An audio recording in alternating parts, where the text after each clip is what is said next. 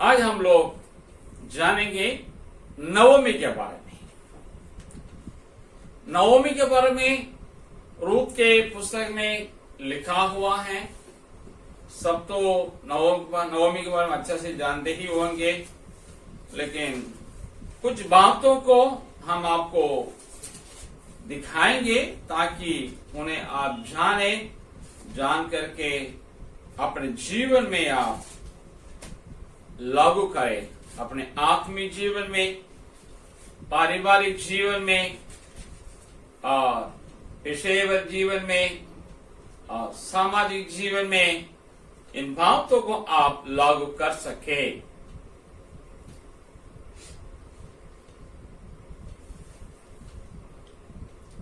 तीन बातें नवमी के बारे में बताएंगे। सबसे पहले है उसका विश्वास का अभ्यास। नवमी जब इज़राइल देश में जब वो राज्य के रूप में तब्दील नहीं हुआ था, एक देश था, उस वक्त में जब न्यायी लोग इज़राइल देश में लोगों को, देश को लीड कर रहे थे, उस वक्त में मतलब आज से कम 3100 के पहले 3100 साल पूर्व इज़राइल देश में एक आकाल आया। आकाल की वजह एक परिवार एलीमेलेक, एक व्यक्ति के परिवार अपने देश छोड़ करके, अपने घर छोड़ करके बगल वाले एक देश में, वहां आकाल नहीं था, सारी चीजें मतलब अन्न उपलब्ध था, वहां पलायन किए थे। वो एलीमेलेक की वाइफ की नाम था नवमी। उनका दो बेटे थे। एक का नाम तो था महलोन, दूसरे का नाम हिलयोन। 4 जन का परिवार है, छोटा परिवार है।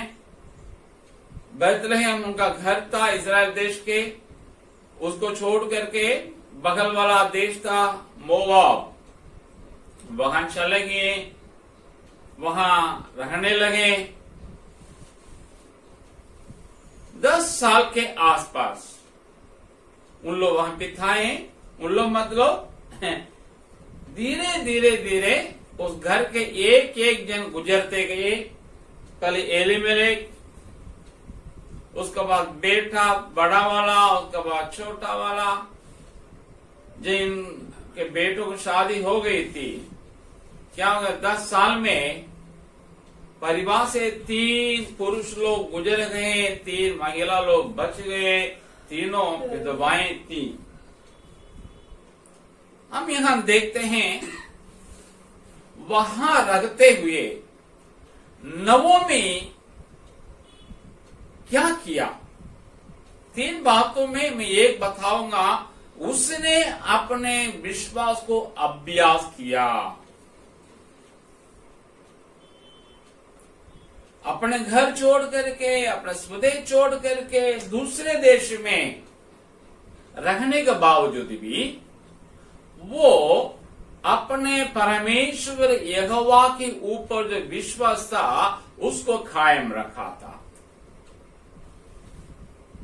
और अन्य देश में जहां यहोवा को नहीं माना जाता था, कोई दूसरे देवता को मानते थे। कीमोश नामक एक देवता को, मोले को भी उन लोग मानते थे। काल्पनिक देवी देवता। उस देश में रहते हुए भी और उस देश के 2 बहुरानियां अपने घर में आने के बावजूद भी मतलब घर के दो बहू लोग दूसरे आस्था को अभ्यास कर रहे थे, चारों तरफ लोग दूसरे आस्था का अभ्यास कर रहे थे।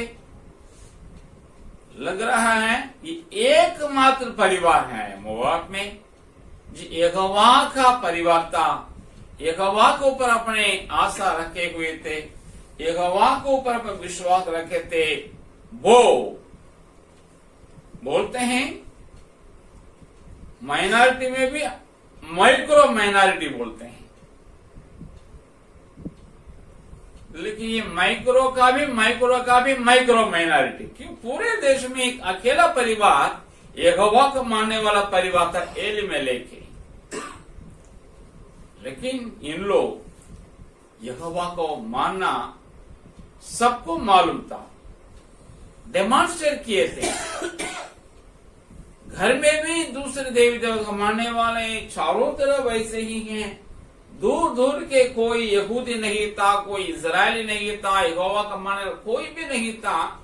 लेकिन हमारे नवोमी उस परिस्थिति में भी यहोवा को मानती थी, यहोवा के ऊपर अपने विश्वास को डिस्प्ले की, मतलब गुप्त रूप में नहीं खुलेआम मानती थी, डेमोन्स्ट्रेट की थी। और न केवल वो हैं, अन्य देश में आ गया, अन्य आस्था के बीच में आ गया, और न केवल वो हैं, अपने पति को खोई विधवा बनी, यहोवा को नहीं छोड़ी, विश्वास को छोड़ी नहीं। क्यों प्रभु तूने मेरे साथ किया, ऐसा प्रश्न नहीं की। आगे बढ़ के कुछ सालों में बड़ा बेटा शादी तो हुआ, लेकिन कुछ साल में वो भी मर गया, तो घर में दूसरा एक विधवा आ गई है। हो तो अभी वो यहोवा के ऊपर प्रश्न नहीं की, ये नहीं सोची नहीं यहोवा का मानती हूँ, लेकिन मेरे घर में दो मृत्यु हो गई हैं, दो विधवा हो गए हैं, ये लोग क्या सोचेंगे, हम क्या गवाही देंगे, छोड़ो। ऐसा वो नहीं सोची, नहीं कही। लेकिन फिर भी वो यहोवा को मानना दृढ़ रही। कुछ सालों में जब दूसरा बेटा की शादी हुई, लेकिन कुछ दिन में वो भी तो गुजर गया, और तीसरी विधवा घर में आ गई हैं।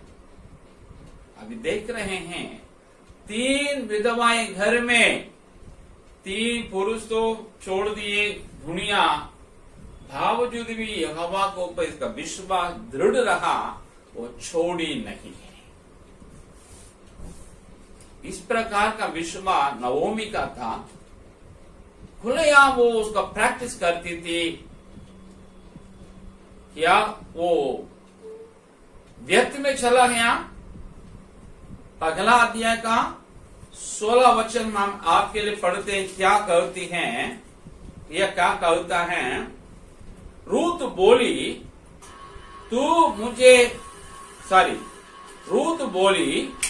तू मुझसे यह विनती ना कर कि मुझे त्याग या छोड़कर लौट जा, क्योंकि जिधर तू जाए उधर मैं भी जाऊंगी, जहां तू टिके वहां मैं भी टिकूंगी। तेरे लोग मेरे लोग होंगे और तेरा परमेश्वर मेरा परमेश्वर होगा। ये बोल रही है तेरे लोग मेरे लोग होंगे और तेरा परमेश्वर मेरा परमेश्वर होगा करके बोल रही है। मतलब सालें गुजर गए, लेकिन ये जो अपना विश्वास को अभ्यास की अन्य देश में, पराये देश में, दूसरे आस्था के देश में, उन लोगों के बीच में, अपने हानि के बीच में भी उसका परिणाम निकला।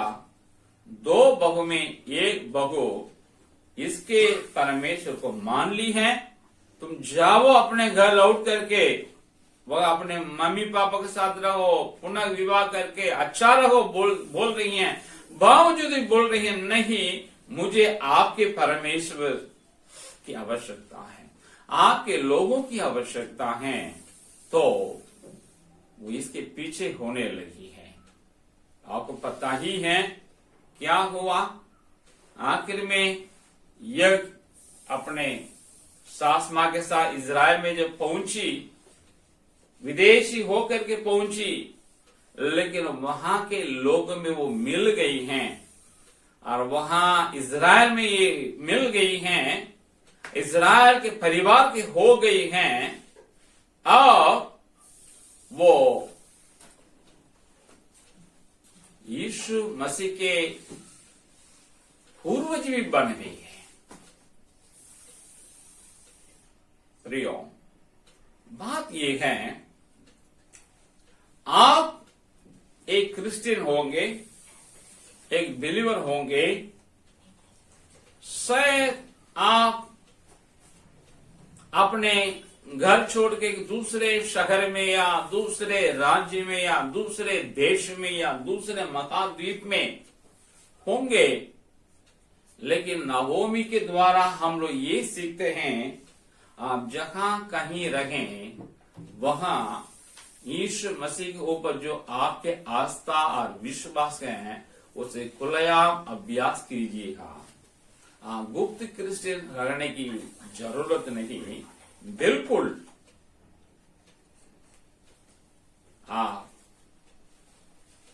बिंदास यीशु मसीह को अपनाइए, अपना तो लिए, लेकिन वो विश्वास को खुलेआम प्रैक्टिस कीजिएगा, क्योंकि वो सफल रहेगा, वो रिजल्ट लाएगा।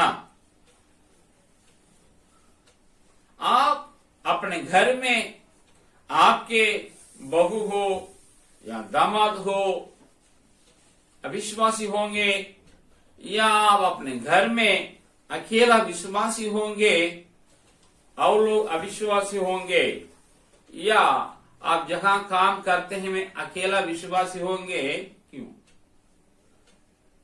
आज जहां रहते हैं वहां अकेला विश्वासी होंगे, लेकिन चिंता नहीं कीजिएगा, हम अकेले करके नहीं बोलेगा।